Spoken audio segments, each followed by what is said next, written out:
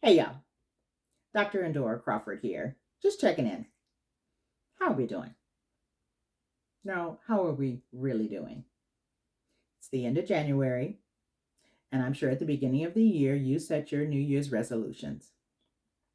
You set your goals, you set your plans, you had all these ideas of the things that you were going to work towards, the things that you were going to achieve, either in the month of January or throughout the 2026 year.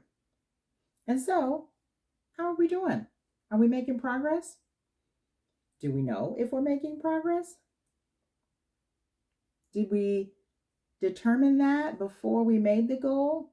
How we were going to evaluate whether we were making progress, when we were making progress, if we were making progress? That's really important to assess. And that's really what I want to talk about. Talk about how we set up our goals to determine or incorporate how we were going to determine when and if we were making progress. Because if we don't do that, then we are likely just kind of aimlessly working towards something, and we're not going to know if we're getting there. And if we don't know if we're getting to the end goal, then we become unmotivated and we're likely to stop working towards it. So, what I want to talk about is one concept that is very popular and used quite often in organizations, with companies, with individuals, and that is the SMART goal. Now, if you work in a company, if you work in corporate America, or you work in any agency that establishes goals for their teams or their departments, then you're probably familiar with the SMART goal. And maybe you're not, and that's okay. And even for those who are familiar, it is okay to just kind of revisit what that means to establish a SMART goal and how we can incorporate that into our personal goals. Because a lot of times we utilize that at the job because that's just been the practice. But then when we have to work on personal goals, all of that goes out the window. We don't necessarily think about making sure that we're making it a SMART goal. And we'll talk about why that's important in a minute. But the SMART goal is simply the acronym SMART, where each letter stands for one component of the structure of the goal. And so let's break that down. We start with S, and that is specific. So the goal needs to be specific. So we may have a goal of, I want to be healthier in 2026. Okay, what does that even mean? That is so broad. We have no idea what it even means. Does that mean we need to get more sleep? Does that mean we want to drink more water? Do we want to be more active and get more movement? Do we want to lose weight? Do we want to get in a certain size, clothing size? What does that mean? Healthier in 2026. So we want to take that big, broad goal and we want to begin to narrow it down. So maybe we want to lose weight. Okay, that's much more specific. Instead of just being healthier, now we're talking about weight loss. That's much more targeted. So now we really know where our steps need to be focused on weight loss. What can contribute to weight loss? So now that may be more activity, that may be eating healthier foods, but now we know what area that we're working on. And we can even go further with that and say, I want to lose 30 pounds. I want to lose 30 pounds in a month. Okay. So now we've got a very specific goal to lose 30 pounds. That's where we start, right? The overall broad category, narrow it down to a specific area. That's step one. So then we move to the next letter of the acronym, and that is M. And M stands for measurable. Is this goal something that can be measured? because that's really how we're going to be able to determine progress. So for weight loss, that's something that very easily can be measured. We just simply step on the scale. The scale will tell us if we've gone from 200 pounds to 170 pounds, if we've lost that 30 pounds and reached our goal, right? So that's something that can be measured. There are other things that might be able to be measured. Like we may say, okay, I want to get in a size 14.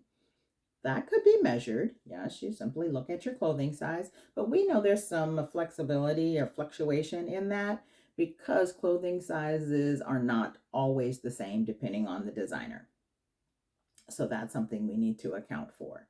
But stepping on that scale, that's an easy measurement. Now, it is important to remember if you are evaluating weight loss, it is important to use the same measuring tool, so the same scale every time, and to measure yourself or to weigh yourself the same time of day.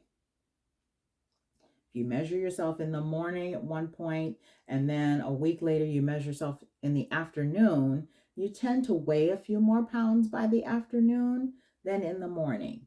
And so it's not going to really gauge if you've lost weight or not. It's just going to gauge how you were in the afternoon on that particular time versus the morning the first time. And our body weights just fluctuate so much, 2 to 3 pounds even throughout one day. So it is important to make sure that you are weighing yourself the same time every time you get on that scale, and to use the same scale. So just a little trick, not really a trick, but just an important aspect to remember. So now we've addressed measurable. Now, the third area of this goal setting acronym is the A, and A standing for achievable. Quite simply, we need to make sure that the goals that we are setting are realistic. So, if we say, I want to lose 30 pounds, and then we say, I want to lose 30 pounds in 30 days, is that a realistic goal? I don't know.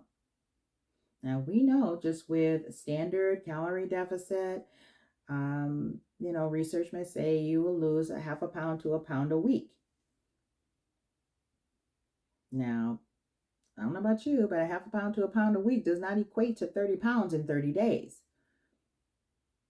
So we may need to adjust that goal to be something much more realistic. Now, everybody's situation is different. Everybody's body weight and body and weight loss is different.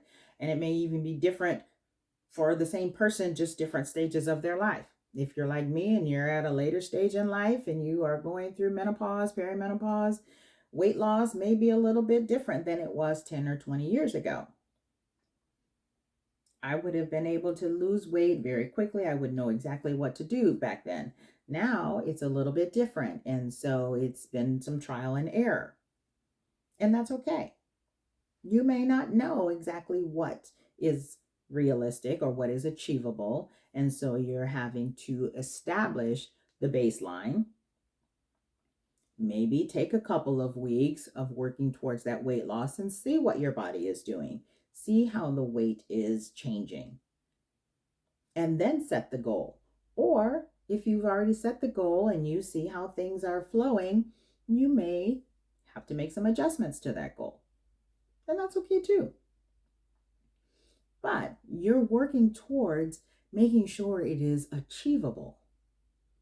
Because if we can see that we're working towards or making progress towards that goal and we're getting close, it's going to keep us motivated to continue to work on it.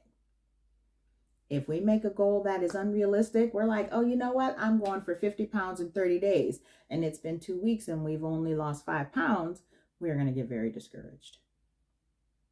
Even though we are losing weight, we're going to get discouraged because we are so far from the goal we have set. So, making that goal realistic, making that goal achievable is going to help keep us motivated and to get to that finish line. So now the next component of our SMART goal is the R, and that is relevant. Is this goal relevant to who you are, what your values are, what you feel your purpose is? Is there some relevance to this? Is it important for you to be healthier? Is losing weight, does that mean to you that now you are in a healthier state? Or you just feel better about yourself? You feel better about how you look in your clothes, right? We want to make sure that goal, there's some connection to that goal. There's some relevance to our lives, to us personally with that goal. Because otherwise, we may not be as likely to stay motivated to achieving that goal if there's no connection, if there's no like future kind of purpose to it. So that needs to be an aspect incorporated into the creation of the goal. And then finally, we're at the T, and that's time bound or time specific. When do we want to achieve that goal? And then going back to, we had that original goal and we said, you know what, I want to lose 30 pounds. Okay, when? Because if we say in 30 days, we may or may not make that. If we say 3 months, maybe that's a little more achievable. But we have to have a time frame. It can't just be endless. It can't just be like whenever. I'm going to lose 30 pounds and whenever it happens, it happens. It's tough to stay motivated like that because that may be a 6-month goal, right? It's tough to be motivated. So we have to have, we're just creatures like that. We have to have a target. What are we working towards and by when? So we've got that end date. I like to make my goals monthly because beyond that, it is hard to stay focused. So I may say, you know what, I just want to lose 5 pounds. And that's my goal for the month. I can feel successful at it. I can feel good about it by the end of the month. It's achievable. It's realistic. And then at the end of that month, I can set a new goal. Then that new goal can be another 5 pounds. Or maybe I've lost a little more and I'm like, you know what? I'm doing really good. My body's adapting to this. Maybe I can change that goal. Make it a little bit more. Maybe it can be 7 pounds, 10 pounds. But that's how I like to focus. I like to make it 30 days and then just start over with another 30 days. It may be different for you. And you have to decide what that is. You have to figure out what that looks like for you, what that feels like for you, what is realistic. Right? So it's really important before we set our goals that we think about at least something similar to a SMART goal so that we know very specifically what we're working on. We have a way to measure that. We know that it's realistic and achievable and relevant or important in our lives, and we know exactly when we want to reach that goal. Do that before you set the goal. I promise you, it's going to make it much easier to work towards because you know exactly what you're working towards.